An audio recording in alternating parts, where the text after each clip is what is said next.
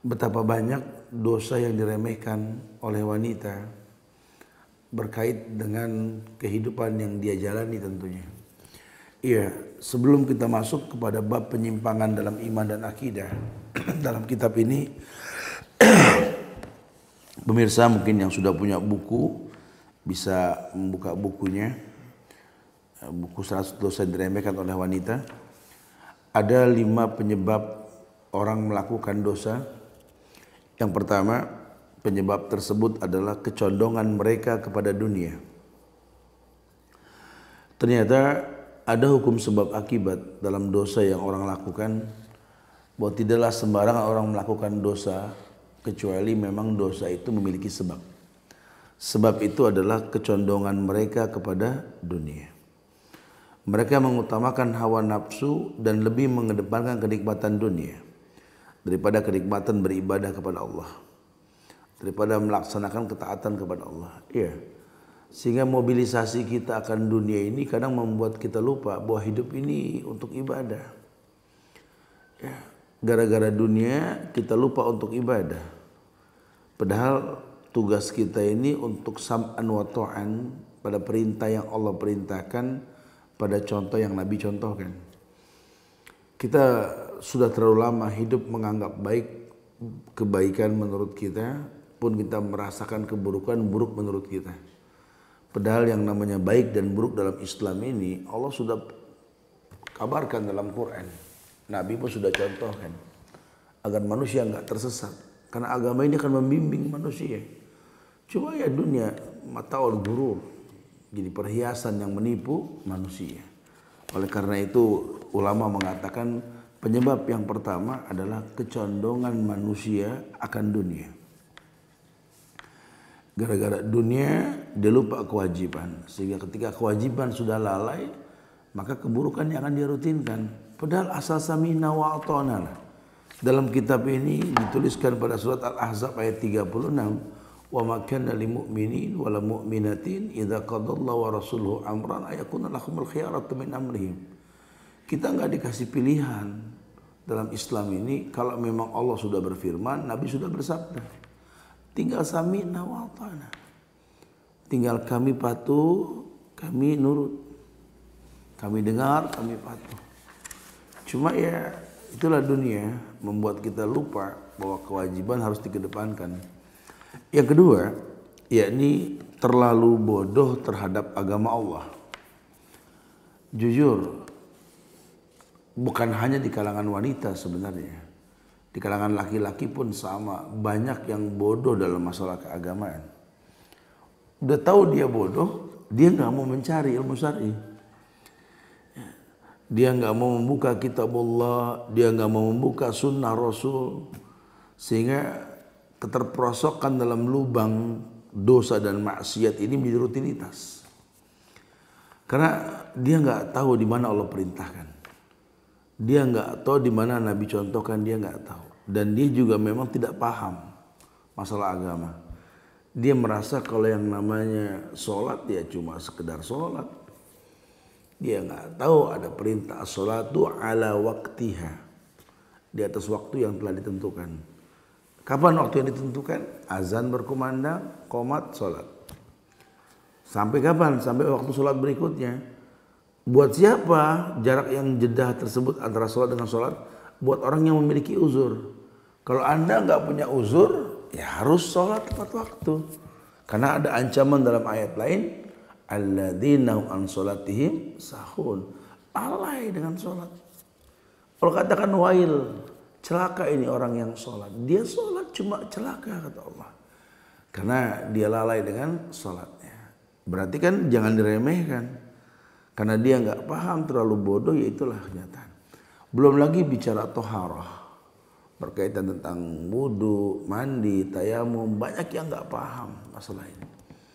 Belum lagi berkaitan dengan baju yang najis, atau mungkin bukan baju yang najis saja, ya baju yang dibeli dengan cara yang haram.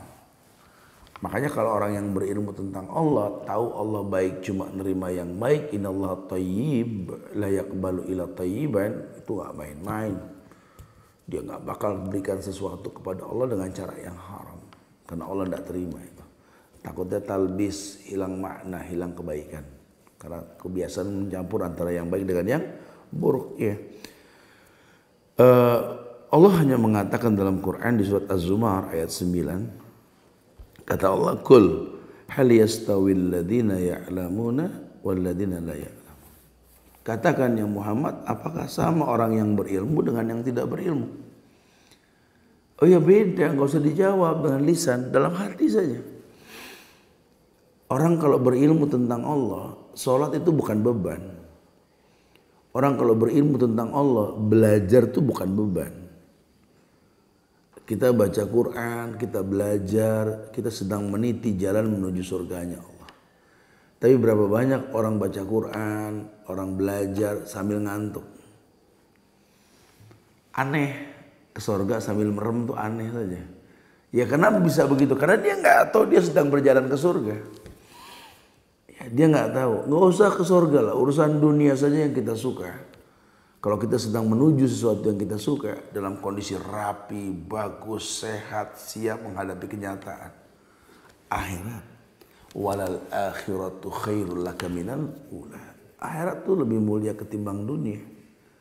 Tapi ketertarikan akan akhirat tidak ada. Wa yadubillah wa na'udzubillah. Terlalu bodoh dalam masalah agama. Yang ketiga, yakni taklidil a'ma. Beragama dengan ikut-ikutan. Sehingga gimana trennya gitu loh. Ngaji lagi musim pengajian di mana-mana ngaji, ya alhamdulillah dia kebagian baiknya. Cuma takutnya hiporia ya. Ketika nanti pengajian lagi nggak musim lagi, dia juga nggak musim ngaji lagi, kan bahaya. Sekarang lagi musim orang pakai hijab, ya alhamdulillah dia berhijab sekarang. Tapi sayang ketika nanti dia tren baru lagi tentang hijab yang dirusak dengan model-model yang aneh, dia ikut-ikutan karena dia nggak tahu hijab dalam Quran seperti apa. Dia nggak paham kalau baju yang dia pakai ini, hijab yang dia gunakan ini untuk menolak pandangan, bukan memancing pandangan. Karena banyak hijabers di Indonesia ini yang pakai hijab itu buat action sama orang. Akhirnya mempertontonkan lekuk tubuh. Dia lupa hijab itu menolak pandangan, bukan memancing pandangan. Perintahnya apa? Lidnina min jalabi bihinna. Julurkan jilbab dari kepala hingga ke bawah. Supaya perempuan gak jadi fitnah. Tujuannya kan itu. Tapi karena ikut-ikutan ya. Ikut-ikutan lagi musim orang pada nikah. Yang perawan, yang janda. Aduh gak enak banget jomblo begini. Pengen punya pasangan. Temen udah kawin lagi, saya belum, ngiri aja. Akhirnya nikah sedapatnya. Nikah sedapatnya. Udah nikah bingung mau ngapain. Karena gak berilmu. Dia coba ikut-ikutan. Umroh ikut-ikutan. Ini musim umroh semua. Masya Allah bukan 1-2. Tapi dia lupa. Umroh kan harus pakai mahram. Enggak, Allah juga paham. Dia paksa Allah untuk paham dia. Dia jalan betul umroh. Pulang gak ada bekasnya. Sementara kata Nabi apa? Inna Allah yuhibbu ayyara asara ni'matihi ala abdi. Salah satu yang paling Allah suka dan harapkan kepada diri seorang hamba itu bekas nikmat. Anda bersahadat, mana bekasnya? Anda sholat, mana bekasnya? Anda umroh, mana bekasnya? Anda menikah, mana bekasnya? Semua ibadah itu harus memiliki bekas. Cuma nggak ada bekas. Loh kok bisa? Karena talbis. Dasarnya sudah nggak betul. Islam ini agama yang diutus Nabi kepadanya untuk mencontohkan. Bukan cuma sekedar perintah. Kalau cuma sekedar perintah sholat, orang semua sholat bebas. Tapi dengan adanya Rasul kita tahu subuh tadi 2. Nanti zuhur siang 4. Asar 4, maghrib 3, isya 4. Dari mana? Di Quran nggak ada, Ustaz. Contoh Rasul. Sholat mengangkat tangan. Di Quran mana ada ya rafa' yadah. Nggak ada, Rasul ajarkan. Wajib mencontoh. Umrah juga begitu. Khudu anni manasikakum. Ambil cara manasik hajimu, kata Rasul dariku. Nabi nggak diulang-ulang umrah. Mereka mengulang-ulang. Akhirnya berantakan. Mereka nggak tahu hukum. Wa iyadubillah wa na'udzubillah. Karena ikut-ikutan. Itu penyebab dosa yang ketiga. Yang keempat, lalai terhadap tujuan diciptakan mereka. Maksudnya bagaimana Ustaz? Iya, mereka lupa. Allah berfirman dalam Al-Quran surat Az-Zariyat ayat 56 itu, wa ma khalaqtul jinna wal insa illa liya'budun. Tidaklah kuciptakan jin dan manusia kecuali untuk beribadah. Ibadah yang dimaksud at-tauhidu billah. Bukankah di alam roh dulu kita pernah membuat sebuah komitmen sama Allah? Alastu bi rabbikum. Allah tanya sama kita, qalu bala syahidna. Bukankah aku Rabb kalian yang menciptakan kalian? Ya, aku bersaksi ya Allah. Kita mengakui bahwa Allah lah yang menciptakan kita. Maka konsekuensi kita harus merasa sebagai hamba yang tercipta dan punya pencipta yang namanya Allah. Ya, Allah perintahkan kita wa qada rabbuka alla ta'budu illa iyyahu. Itu tauhid. Telah jadi sebuah takdir. Wa qada takdir yang telah dipatenkan oleh Allah, alla ta'budu illa iyyahu. Tidak boleh beribadah kecuali hanya kepada Allah. Maka semua yang Nabi contohkan, semua yang Allah perintahkan dalam bentuk amalia, itu dikatakan ibadah. Belakangan ini banyak orang yang menolak ibadah karena dia nggak kenal Allah. Belakangan ini banyak orang yang berusaha untuk berbuat baik tapi nggak kenal Rasul. Akhirnya ibadah cuma sekedar gugur kewajiban. Nah, timbullah ketidaktertarikan dengan ibadah, lalai dengan fitrah dia diciptakan untuk apa? Karena dia nggak tahu. Ulama mencatat pada semua tulisannya dalam kitab-kitabnya itu tentang landasan-landasan pokok dalam beragama. Orang disuruh kenal Allah, kenal Islam, kenal Nabi Muhammad. Ya tujuannya ini supaya nanti orang Islam tidak lalai dengan fitrahnya dia tercipta untuk apa. Kalau dia lalai, tanya, pasti dia nggak kenal Allah. Dia cuma sekedar sholat, dia nggak hafal nama Tuhannya. Padahal dia punya waktu di rumah untuk belajar. Dia punya waktu untuk baca. Dia nggak diwajibkan keluar cari uang standby di rumah.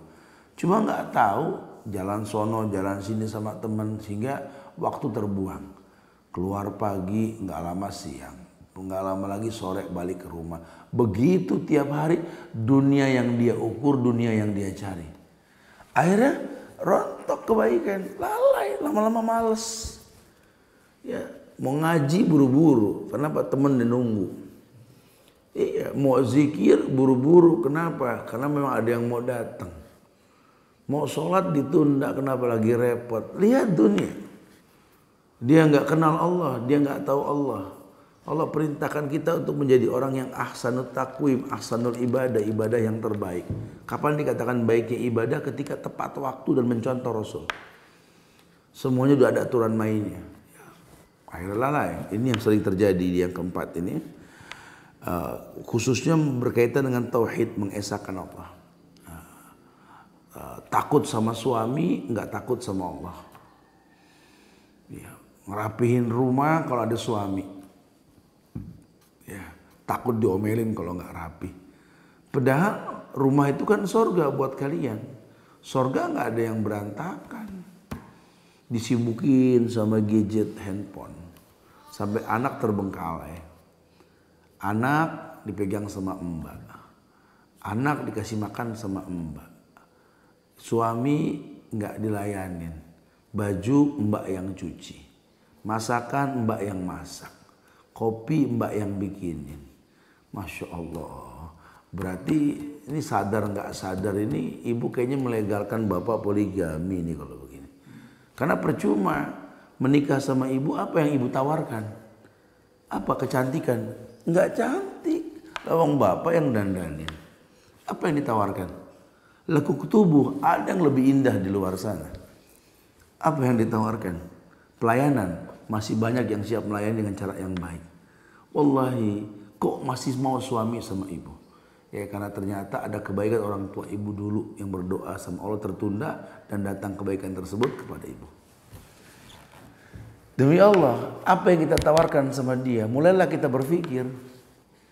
Begitu pula sebenarnya suami juga sama, apa yang ditawarkan sampai istri mau nurut sama kamu, siapa kamu? Loh, kamu orang yang galak, orang yang temperamental. bulanan juga susah keluarnya. Apa sih kelebihan kamu? Gak ada kelebihannya. Kok masih mau awet sampai sekarang, Ustaz? Karena apa? Karena rahmat Allah. Mungkin karena kebaikan yang pernah dilakukan sama kita dulu, kita nggak tahu baik sama orang. Karena kata Nabi apa? Hal tunsaruna wa turzaquna bidu'afaikum. Ini penyebabnya. Mungkin kamu nggak berasa, kamu berbuat baik sama orang, orang berterima kasih dan berdoa. Sebab itu Allah muliakan kamu. Kalau dibilang kita dimuliakan sama orang, siapa kita? Orang yang nggak menarik, orang yang makin hari makin tua, orang yang memaksa orang untuk paham kita. Makanya banyak kesalahan yang kita lakukan.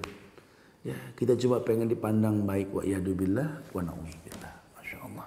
Dan yang terakhir, yang kelima ini, penyebab orang ini berbuat dosa adalah banyaknya penyeru-penyeru dari pintu-pintu jahanam. Ini yang dimaksud adalah kebaikan-kebaikan yang orang lakukan ini baik menurut orang tersebut sehingga mencontohkan kepada kita. Dalam Quran surat An-Nisa, surat perempuan ini, Quran surat keempat ini, Allah berfirman di ayat 27-28 itu, Wallahu yuridu ayyatuba alaikum wa yuridu alladhina yattabi'una syahwat antamilu mailan azima. Yuridullahu ayyukhaffifa ankum wa khuliqal insanu dha'ifa. Wallahu yuridu ayyatuba alaikum. Allah itu hendak menerima taubat yang kamu lakukan. Wa yuridul ladzina yattabi'una syahwat an tamila mailan aziman. Tetapi mereka yang mengikuti hawa nafsu, orang-orang yang enggak baik ini, justru kebalikannya, bermaksud supaya kamu berpaling lagi sejauh-jauhnya dari kebaikan yang kamu lakukan. Kenapa? Karena mereka merasa kehilangan kamu. Orang yang hijrah, perhatiin deh. Dulu dia berteman sama orang-orang yang gak jelas. Kemudian dia bertobat.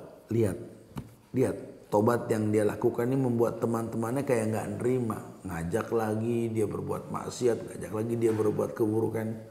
Perempuan yang nggak pakai kerudung, di dalam satu waktu dia pakai kerudung, temennya heran. Kok lu pakai kerudung sih? Gitu loh. Aneh, kerudung tuh aneh. Syariat itu sekarang aneh. Ini ghuraba, asing. Ngelihat temennya ngaji heran. Ngaji dia. Aneh. Teman-teman yang nggak suka dengan kebaikan aneh. Makanya orang kalau sudah hijrah, kewajiban yang pertama dia belajar setelah hijrah. Kewajiban yang kedua yakni dia duduk bersama orang-orang soleh. Jangan kembali kepada orang-orang yang gak soleh. Belum saatnya nanti. Kamu belum siap jadi ghuraba, jadi orang asing di tengah-tengah orang yang berbuat maksiat. Akhirnya terdominasi. Maka lihatlah banyak talbis. Hijab jadi hijabers nanti. Jadi kayak kelompok-kelompok hijab yang hiporia. Belajar juga gitu, ngaji juga gitu. Akhirnya jadi show pakaian. Jadi apa, fashion show yang ada. Pengajian itu tawar menawar pakaian yang dipakai dalam rangka jual beli. Niatnya sudah berubah. Padahal kalau dia tahu keluar menuntut ilmu itu, Allah mudahkan ke surga. Coba niatnya fashion show, rugi lah ya. Nah, 5 penyebab tersebut acap kali dilakukan oleh manusia. Sehingga dia banyak berbuat dosa dan maksiat. Nah, kalau sudah dirutinkan kelima tersebut, kemaksiatan yang bakal dia lakukan. Oke, jamaah yang Allah muliakan, mungkin ini saja sebagai mukaddimah pertama, 5 penyebab orang berbuat dosa. Insya Allah nanti kita akan masuk kepada bab penyimpangan-penyimpangan dalam masalah dan akidah. Nah, ini penting, kita akan bahas bab syirik nanti nih. Karena banyak nih pemirsa ibu-ibu dimanapun berada ini banyak berbuat syirik dalam artian ini riya, ya. Atau mungkin memang syirik betulan, ya, melakukan hal-hal yang melanggar syariat, baik itu mungkin dekat dengan dukun, dengan peramal, takut dengan syaitan, macam-macam lah nanti. Ya. Wallahu a'lam bishawab, semoga manfaat insyaallah.